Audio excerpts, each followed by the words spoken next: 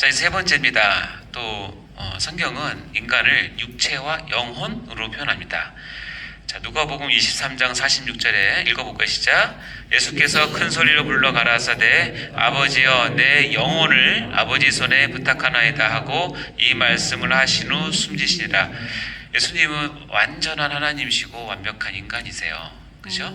그렇기 때문에 예수님께서 십자가에서 돌아가시는 그 장면은 한 인간의 죽음으로도 조금도 손색이 없고 틀린 것이 하나도 없는데, 예수님께서 그 이제 운명하시는 이 장면에 아버지여 내 뭐를 영혼을 아버지 손에 부탁합니다라고 하고 돌아가셔서 숨지셨어요. 그러니까 영혼으로 돼 있죠. 근데 이 십자가 이 사건을 구약에 예언적으로 해놓은 게 시편에 있어요. 시편 31편 5절은 이렇게 표현합니다. 읽어볼까요? 시작. 내가 나의 영을 주의 손에 부탁하나이다. 진리의 하나님 여호와여 나를 구속하셨나이다. 여기서는 나의 뭐라고 그래요? 영이라고 하잖아요. 그러니까 이것이 이 성경 구약의 시편이 성취가 돼서 아까 얘기했던 십자가 사건으로 표현이 됐다면 예수님 말하는 영혼과 여기서 영은 같은 거라고 보시면 되는 거죠. 그렇죠? 같은 내용을 성경에서 얘기한 거니까. 그래서 예수님께서 마태복음 27장 50절에 보면 예수께서 다시 크게 소리 지르시고 뭐가 떠났다? 영원히 떠나시니라 이렇게 표현하고 있죠. 아, 인간을 육체와 영혼으로 표현한다. 스데반 집사 이야기가 나올 때도 스데반 집사도 이제 마지막에 이제 순교하실 때 저희가 돌로 스데반을 치니 스데반이 부르짖어 가로되 주 예수여 내 영혼을 받으시옵소서라고 얘기를 합니다. 그래서 인간을 표현한 그러니까 이게 섞어 쓰는 거잖아요. 인간을 육체는 반드시 있고 혼 또는 영혼을 같이 쓰게 됩니다. 그래서 이 두 가지 이분서를 얘기하는 것이고, 마태복음 10장 28절에 읽어볼까요? 시작. 몸은 죽여도 영혼은 능히 죽이지 못하는 자들을 두려워하지 말고 오직 몸과 영혼을 능히 지옥에 멸하시는 자를 두려워하라 라고 되어 있죠. 몸은 죽여도 영혼은 능히 죽이지 못하는 자들이라고 얘기합니다. 그래서 몸과 영혼을 한 사람으로 두고 있는 거죠. 몸은 죽인다. 그러나 영혼을 능히 죽이지 못하는 자들은 굉장히 많죠. 복수로 되어 있고, 우리가 하자면 여러분의 생사 역사를 지고 있는 사람들이 누가 계십니까? 교수님 계십니까? 아니면 거래처 사장? 또 뭐 누구든지. 우리 몸을 죽일 수 있지만 영혼은 손을 못 대죠. 이런 사람들 많아요. 그래서 이런 사람들을 성경은 두려워하지 말라고 얘기를 해요. 왜냐하면 몸은 죽일 수 있지만 영혼은 손을 못 대기 때문에. 왜냐하면 영혼은 하나님만 원주인이시니까. 근데 밑에 보면 오직 몸과 영혼을 능히 지옥에 멸하시는 자, 단수죠. 누구예요? 몸과 영혼을 능히 지옥에 멸하시는 자 누구예요? 하나님이죠. 우리는 두려워해야 될 존재는 하나님 한 분밖에 없어요. 그러니까 이 한 분을 두려워하는 것을 경외한다고 얘기를 하잖아요. 두려움으로 그런 걸 대하는 건데, 왜냐하면 그분은 몸과 영혼을 능히 지옥에 멸하실 수 있는 권세가 있기 때문에 그래요. 그리고 나를 좌지우지할 수 있는 많은 사람들, 많은 조건들, 많은 것들은 다 몸은 죽일 수 있지만 영혼은 죽이지 못하는 자들입니다. 두려워하시면 안 됩니다. 결론적으로 얘기하면 이거예요. 즉 성경에서는 영혼을 어디는 영으로 또는 혼으로 또는 영혼으로 혼재해서 사용함을 알 수 있기 때문에 인간의 본질적 요소를 설명할 때는 이분설이 더 성경적이고 타당하다라고 이야기를 합니다. 그래서 제가 아까 말씀드렸지만 제가 교리를 배우기 전에 청년들에게 이야기를 할 때 아까 데살로니가 전서 말씀을 가지고 육과 영, 혼과 영 그 세 개를 보면서 제가 좀 나름대로 참 머리를 해서 만들었잖아요. 근데 왜 그렇게 할 수밖에 없었냐면 전 그 구절만 알기 때문에 그래요. 이제 여러분이 이제 하나님 말씀을 맡은 사역자로서 여러분께 공고를 드리자면, 여러분이 이제 최소한 설교를 하시고 사람들의 영혼들에게 말씀을 주실 때는 여러분이 큐티하는 수준으로 하시면 안 돼요.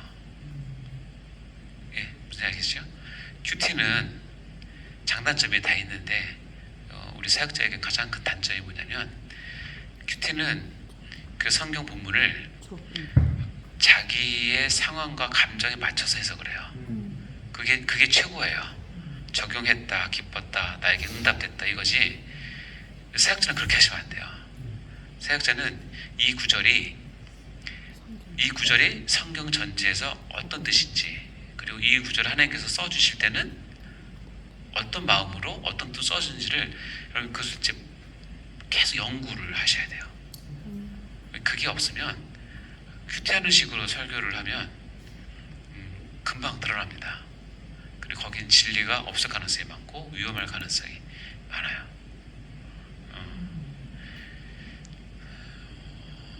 저는 이렇게 생각해요. 저는 이제 설교를 한 지 얼마 안 됐지만 제가 성경 본문으로 잡은 이 구절은, 이 구절의 원래 하나님의 뜻은 하나다. 뭔지 아시겠어요? 원래 하나님께서 이 구절을 쓸 때는 원래 그 뜻이 있어. 근데 우리 인간은 그거를 딱 모르기 때문에 이것저것을 대입을 해서 가장 맞는 거 찾아볼 수밖에 없는 것이 한계이긴 하지만, 하나님 입장에서 그 구절은 원래 뜻이 있어요. 원래 뜻. 이것을 찾아내는 것이 설교자의 가장 중요한 핵심이에요. 예, 그래서 거기 하나님 마음을 찾고 거기 하나님 뜻을 찾아서 그것을 잘 우리말로 요리를 잘해서 내 사랑하는 성도들한테 이 말씀이 원래가 어떤 뜻인지 그것을 던져주는 거죠. 그리고 나서 그 한 사람 한 사람들이 그 말씀을 어떻게 받고 적용할지는 성령님께서 하시는 거예요. 그것까지 내가 막 할 수는 없어요. 그러니까 그런 부분들을 오늘 제 실수를 얘기하는 거예요. 저 그 한 구절 갖고 몇 년 동안 가르쳤다니까요. 근데 재밌는 거 보면 그렇게 가르치면 다들 은혜 받았다는 거예요. 근데 나중에 보니까 성경이 이렇게 보는 게 아니구나. 성경 해석의 원칙은 굉장히 중요해요. 특히 여러분은 말씀을 받기 때문에 더 그래요. 예를 들어 보면 여러분 어디 신방 가서 아주 짧게 예배를 드릴 때 있죠. 그 찬송가 4절하기는 좀 부담스럽죠. 그래서 1절만 하죠. 1절만 합니다. 그때 하지 말아야 될 그 찬송가가 585장 내 주는 강한 성이에요. 한번 불러볼래요? 내 주는 강한 성이요 방패와 병기 되시니 그 난란에서 우리를 구하여 내시리로다. 여기까지 좋아요. 옛 원수 마귀는 이때도 힘을 써 모략과 권세로 무기를 삼으니 천하에 누가 당하랴. 끝 하면 지금 누구 찬양하냐면 마귀 당신은 천하에 누가 당합니까? 하고 끝난 거예요 노래가. 주여. 그러니까 이거 절대 1절만 부르면 안 돼요. 그 다음 절을 불러야 돼요. 무슨 얘기 되면 내가 성경 한 구절을 깨달았어요. 그러니까 큰 은혜이긴 해요. 근데 이제 여러분 수준이 큐티 수준을 머물러서 거기에 이렇게 설교나 가르침을 주시면 오류에 빠질 가능성이 훨씬 많다는 거예요. 그래서 이런 3년간의 교육이 필요한 것이고 성경을 종합적으로 볼 수 있는 훈련을 받으셔야 되고, 물론 교리도 받아야 되고 교회에서도 받아야 되고 실전 신앙도 다 해야죠. 이거 다 종합을 해서 그것을 찾아낼 수 있는, 그래서 말씀에 정통한 사역자가 되셔야 돼요. 원래 여러분 나중에 교회의 정치에 가면 장로교는 결국 말씀 갖고 하는 게 장로교예요. 아시겠어요? 장로교는 말씀 없다는 아무것도 아니에요. 그러니까 장로교는 말씀 붙잡고 하는 그 교파이기 때문에 장로교 성도들은 제가 가르치는 우리 교회 성도한테 늘 얘기합니다. 여러분이 장로교 교회에 등록해서 장로교 교회에 다니는데 말씀에 대해서 이렇게 소홀히 하고 등한시하고 무식하면 장로교에 자격이 없다. 왜냐하면 장로교는 말씀으로 교회를 다스리고 말씀으로 정치하고 말씀을 이끌고 말씀을 내받는 건데 말씀 빠지면 되냐. 하물며 장로교 교회에서 사역하시는 여러분들은 말씀에 정통하셔야 된다니까요. 많이 알란 뜻이 아니라 이 말씀이 진짜 하나님께서 무슨 뜻인지를 늘 겸손하게 물어보고 그 소통이 있어야 된다는 거예요. 그것이 큐티보다 훨씬 더 깊은 거예요. 그래서 제가 제 실수를 통해서 이렇게 말씀을 드리니까 그게 하나가 이제 여기서 나오는 거죠. 자, 이어서 합니다. 따라서 성경은 이분서를 강력하게 이해하고 있어요. 곳곳에 육체의 영, 육체의 혼, 육체의 영혼을 섞어서 쓰고 있는 거죠. 그럼 이제 이런 질문을 합니다. 성경에 분명히 혼 또는 영이 다 있다. 영어도 다 다르고요. 히브리어도 다르고 헬러도 달라요. 달라서 이거에 대한 연구도 많이 하고 뭐 차이가 무엇이 있는지를 하는데 저는 잘 모르겠어요. 근데 감사하게도 벌코프 조직신학 책에 보면 이런 내용이 있는데 루이스 벌코프 아시죠?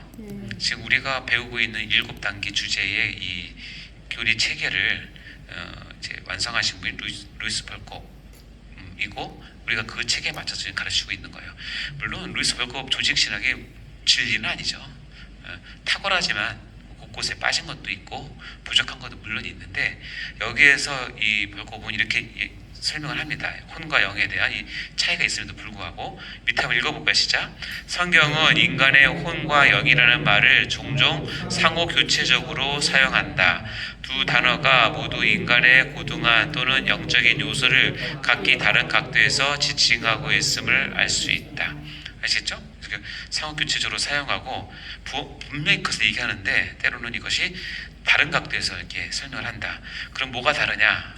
뭐 이건 신학적으로 뭐 깊이 들어가는 것이니까 여러분들 여유가 되시면 좀 공부해 보시면 좋을 것 같고, 그래서 중요한 성경 구절이 창세기 2장 7절 말씀이에요. 결국 말씀으로 돌아간다면 창세기 2장 7절 말씀 읽어볼까요? 시작. 여호와 하나님이 땅의 흙으로 사람을 지으시고 생기를 그 코에 불어넣으시니 사람이 생명이 되니라. 여기 보면 땅의 흙, 그 다음에 생기, 이 두 개가 만나서 생명, 사람이 됐다는 거예요. 아주 명확하죠. 그렇죠? 자, 밑에 한번 읽어볼까요? 시작. 하나님은 몸을 구성하실 때 자신의 영을 불어넣으면 곧 생명이 되도록 형성하셨다. 여기에 등장하는 생명은 살아있는 존재로서의 전인을 묘사한다. 그러므로 이 구절은 인간이 두 요소로 구성되어 있음을 지시하면서도 그 유기적 통일성을 강조한다. 이것이 성경 전체를 꿰뚫고 있는 기본 사상이다. 따라서 우리는 이분서를 좀 더 성경적인 인간에 대한 이해, 인간의 기본적인 구조에 대한 이해로 받아들인다라는 뜻입니다. 아시겠죠? 네. 그래서 인간은 영을 가진 혼이라고 할 수 있다. 이처럼 성경은 몸과 혼 또는 몸과 영이라는 두 개의 구성 요소를 말하는데 성경의 표현은 인간의 자의식과도 조화를 이룬다.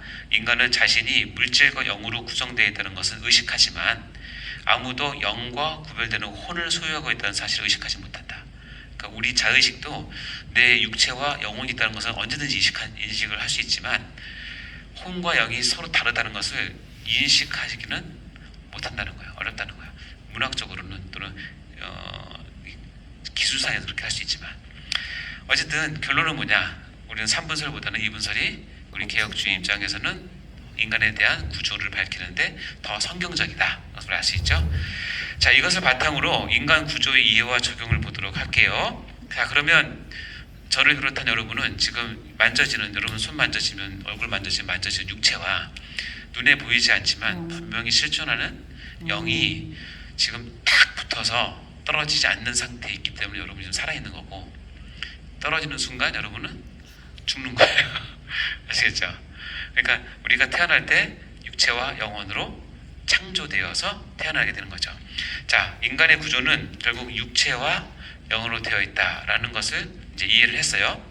말씀으로 이해했어요. 자, 이제 그 차이를 이제 어떻게 이해를 하냐면 우리 한 부분인 육체와 영혼은 본질적으로 달라요. 육체는 물질적이에요. 그렇죠? 영혼은 영적이에요. 이건 이해가 쉽지 않고 어렵지 않죠. 왜냐하면 모든 육체는 성경에서 이렇게 표현합니다. 창세기 3장 19절에 시작. 내가 흙으로 돌아갈 때까지 얼굴에 땀을 흘려야 먹을 것을 먹으리니 내가 그것에서 취함을 입었음이라. 너는 흙이니 흙으로 돌아갈 것이라 하니라. 자, 너는 흙이래요. 야, 여러분 흙이래요. 우리의 본질이 그렇죠. 여러분 혹시 가까운 분들 장례 치르신 분들 계시거나 또 이렇게 화장을 해보고 하면 참 그렇죠. 허무하고 네, 땅에 묻었다가 오랜만에 파면 다 썩어 있고 이제 그런 게 진짜 그런 것 같아요. 그렇죠? 근데 여러분 흙이라는 거예요. 자, 그래서 육체와 영혼은 물질적이고 영적이에요. 그래서 당연히 육체는 물질적이기 때문에 뭐가 필요하냐면 물질적인 것을 필요로 하고 영은 영적인 것을 필요로 해요. 여러분이 너무 배고파. 아까 누가 치킨 먹자고 그랬는데 치킨 먹자고 했는데 제가 거기 대고 여기서 한 3시간 동안 기도시키면 돕니다. 치킨 먹고 싶은 육체는 뭘로 채울 수 있어요? 치킨으로. 치킨으로 채워야 돼요. 간혹 그 무도 먹어야 됩니다. 내가 화장실이 너무 급해. 해결할 수 있는 방법은 가서 배설을 하는 거예요. 내가 너무 추워. 옷을 입는 거예요. 이거는 그러니까 육체는 물질적으로 되어 있기 때문에 물질적으로 해결을 해야지 육체가 물질적인 걸 요구하는데 영적으로 해결하려고 하면 해결이 안 돼요. 시험 만들죠. 반대로 얘기해 볼까요? 똑같이 여러분 영으로 되어 있어요. 여러분 영 가운데 내가 정말 하나님 말씀을 정말 먹고 싶다. 하나님 말씀 내가 섭취하고 싶다는 다 왔어요. 그때는 여러분 라면 끓여 먹어도 해결 안 돼요. 네, 탕수육 시켜 먹어도 해결 안 돼요. 말씀을 펴고 하나님의 말씀을 통해서 하나님과 영이 교제가 돼야 내 영혼의 갈급함이 채워지는 거예요. 내가 처음 하나님께 찬양하고 싶고 처음 하나님께 소리 높여서 외치고 싶을 때는 여러분 노래방 가서 들어가면 되는 게 아니라 그 가사가 기도인 찬양과 찬송을 통해서 내 영혼이 하나님께 찬양하게끔 만들어줘요. 그게 해결이 되는 거예요.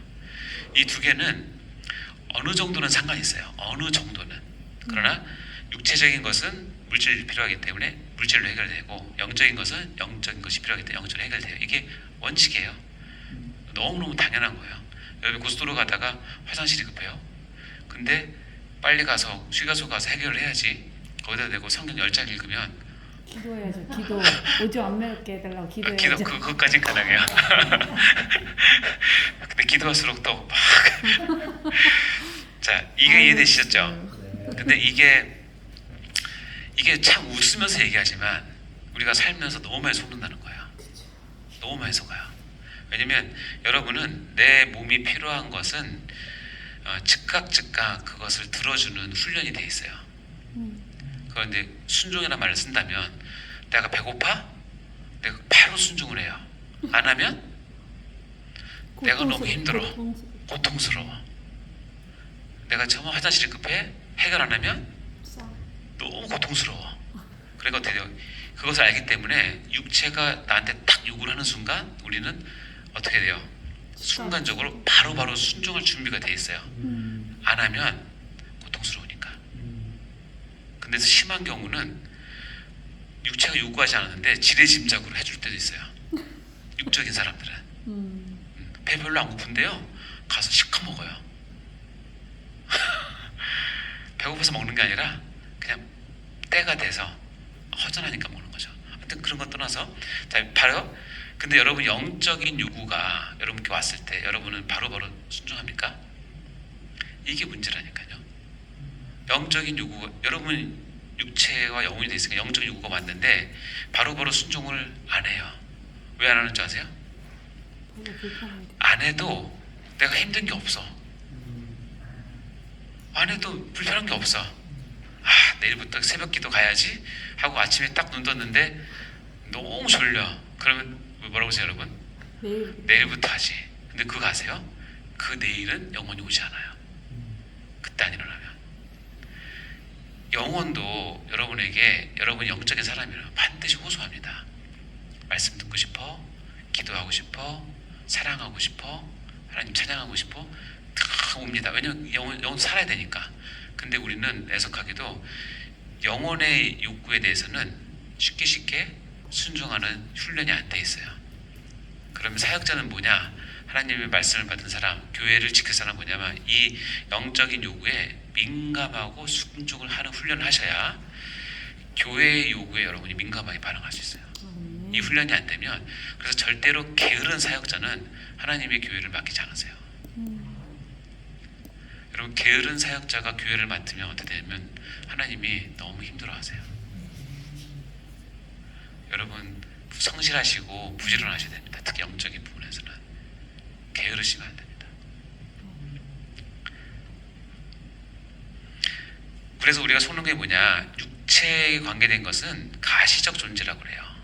그러니까는 만져지고 느껴지고 바로바로 피드백이 되기 때문에 우리는 여기에 너무 훈련이 되어 있지만 영혼은 불가시적 존재예요.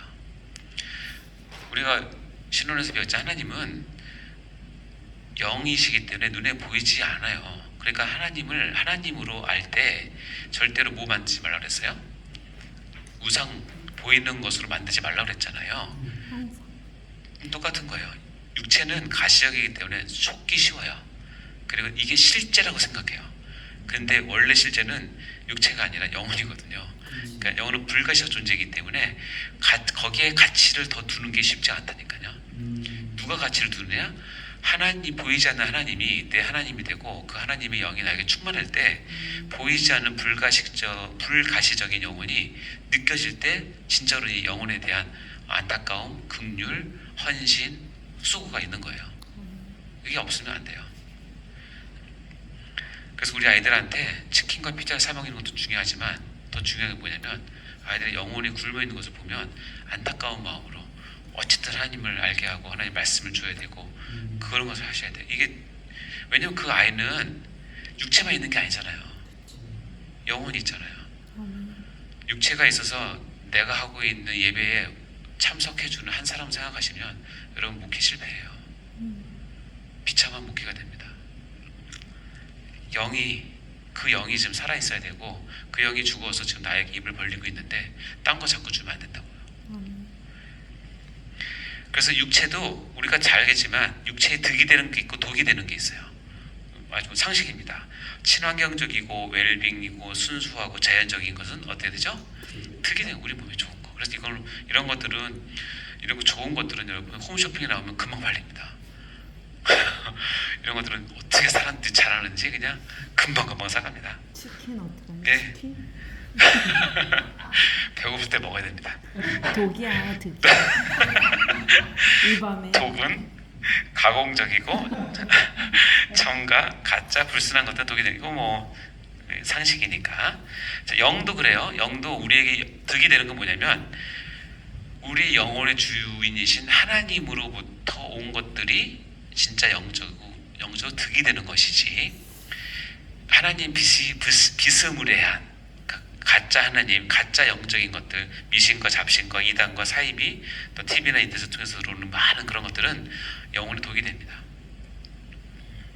그러니까 이런 것들이 상식적이잖아요. 자, 이제부터 중요한 게 이거예요. 그럼 이 육체와 영혼이 지금 나에게는 딱 붙어 있어요. 지금까지 여러분이 태어나서부터 지금까지 한 번도 떨어져 본 적이 없어요. 그렇죠?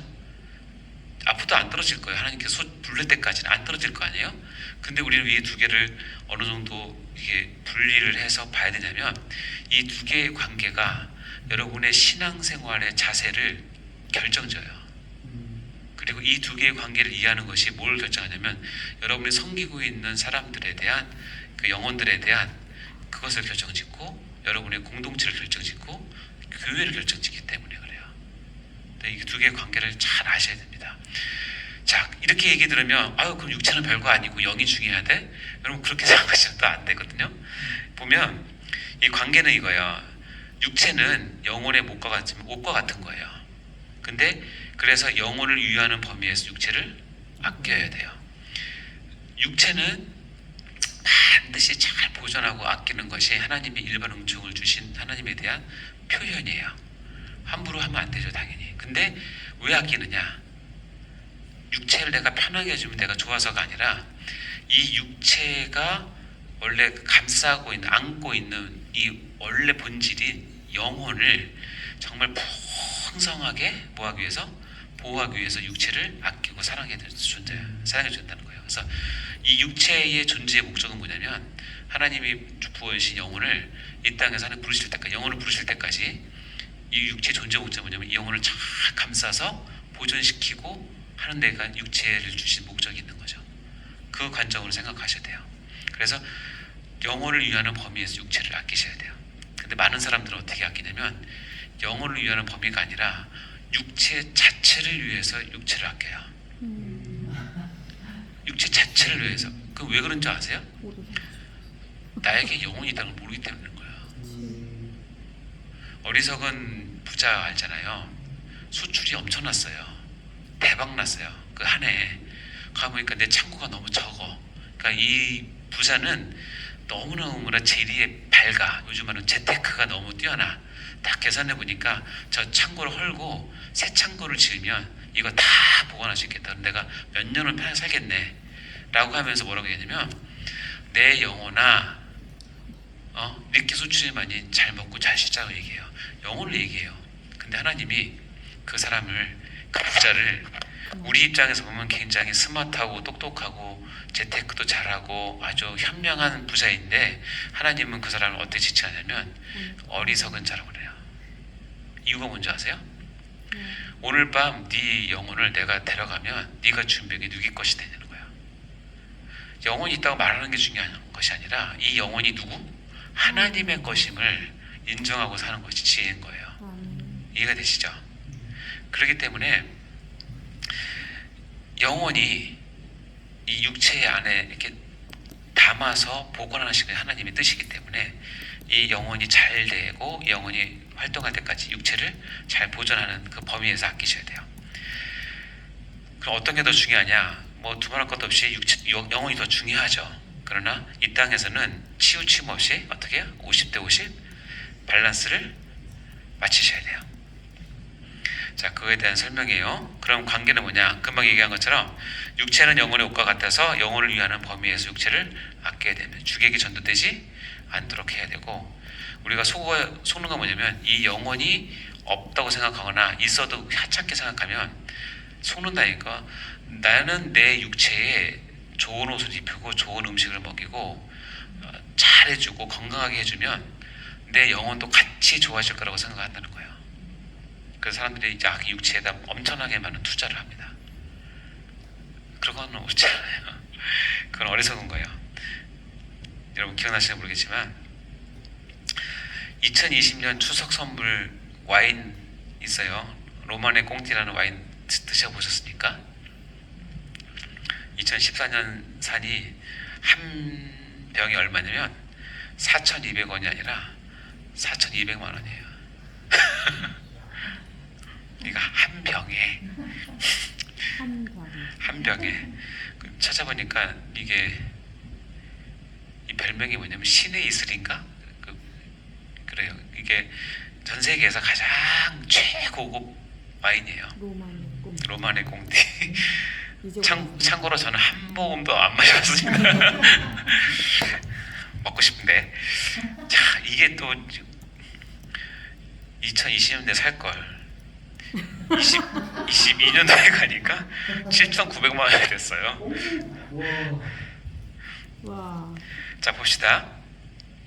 여기 보면 이 병도 특별하지 않죠?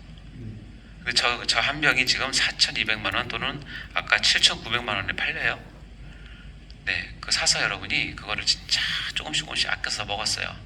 다 이 안에 있는 것을 다 먹고, 다 먹으면 이제 이 병은 어떻게 되는지 아세요? 얼마에 팔릴까요?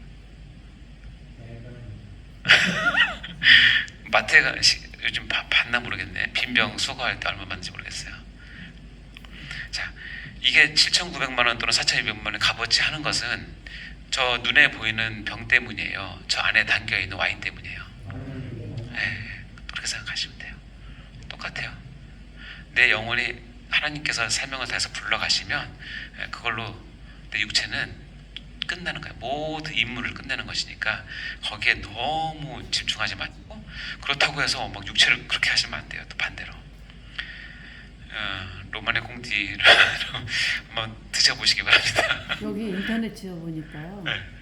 6억 7,800만 원입니다. 한 병에? 네, 한 병에? 네. 뭐야? 갑자기 이렇게 올랐어요? 이게 달러로 55만 8천 달러. 아유야, 그건 너무 심해서 야 감이 안 온다. 슈퍼카 가격이 아닙니다. 로만의 꽁틱입니다. 이렇게 떴어요? 정말? 네. 아, 내가 이거 그나마 좋은 정보를 갖고 왔는데 2병 사면 9,100만 원이라 정말 이거는 필요가 없게 됐네요. 자, 이 어떤 말인지 아시겠죠? 우리 육체와 영혼은 그런 관계에 있다는 것을 꼭 기억하시기 바라고요. 자, 쉬었다가 세 번째 강의 들어가겠습니다.